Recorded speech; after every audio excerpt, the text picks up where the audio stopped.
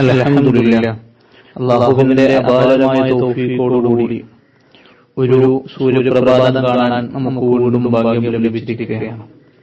ഇന്നലെ രാത്രി കിടന്നുറങ്ങി രാവിലെ എഴുന്നേറ്റു നമ്മളൊക്കെ.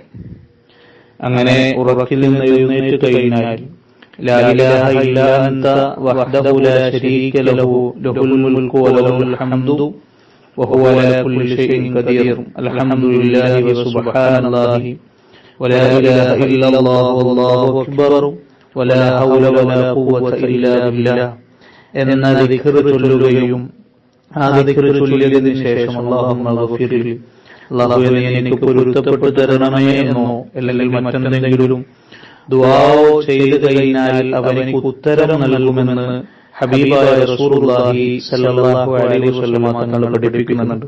അതിനുശേഷം വുളൂഅെടുത്ത് നിസ്കരിച്ചാൽ ആ നിസ്കാരം സ്വീകരിക്കപ്പെടുമെന്ന് ശഫീഉനാ റസൂലുള്ളാഹി സ്വല്ലല്ലാഹു അലൈഹി വസല്ലം